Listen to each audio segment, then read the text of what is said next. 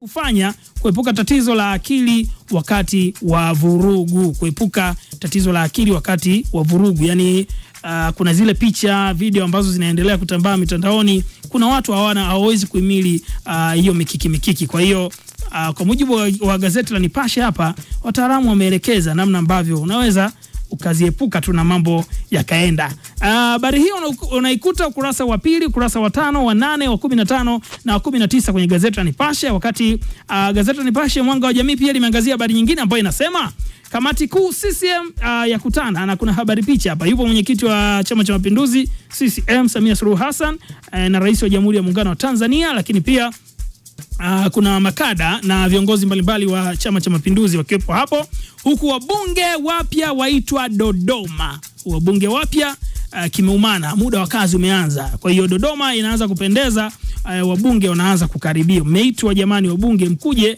ili muanze kutimiza majukumu yenu. Sawa. Naendelea kuchana kurasa za magazeti hapa, na habari nyingine nasema TLS na watetezi wa haki TLS watetezi wa haki za binadamu watoa tamko, na kuna habari ambayo imeangaziwa kwenye magazeti mengi kweli siku ya leo, na hii ndio itatuweka hapa kidogo. Unaambiwa hivi, jana matokeo ya darasa la 7 yalitoka. Sijui mzazi unajua au mwanao alikupiga za kichwa akakwambia bwana baba matokeo bado, kwa sababu anajua alichokifanya. Sasa mimi nakwambia kwa mujibu wa magazeti bwana, unaambiwa matokeo yametoka. Matokeo yametoka. Sawa? Na Nipashe umeandika hivi. Nipashe umeandika matokeo darasa la 7, udanganyifu, matusi bado ni tatizo. Yani licha ya watoto kufaulu, licha ya baadhi ya watoto kufaulu na kufanya vizuri kwenye matokeo na ufaulu kuongezeka kwa asilimia kadhaa, tutasikiliza na tutaona hapa umeongezeka kwa asilimia ngapi. Unaambiwa bwana bado kuna watoto wameandika matusi kwenye kurasa zile booklet za kujibia maswali, jambo ambalo kimsingi wasaishaji wamekutana nalo mara kwa mara, wamekutana nalo mara nyingi sana. Sasa imekaaje hii? Unaambiwa hivi hebu mwanao. Kwa hiyo kwa watoto ambao hawakufanya vizuri, let's assume tu wao walijibu nini kwenye mtihani.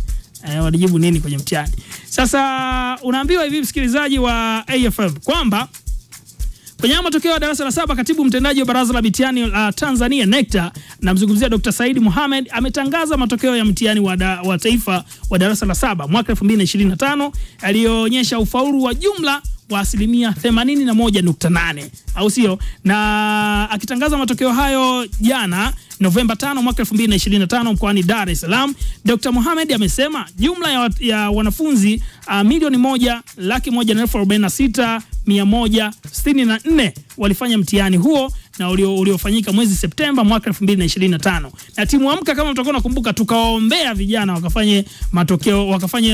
wakafanye mtihani vizuri, ambapo kati yao sasa wanafunzi 93,750 wanafunzi 937,581 wamefaulu na kustahili kuendelea na masomo yao ya sekondari. Kwa hiyo time ya wazazi kufanya shopping, zile viatu na nini na mambo kama hayo.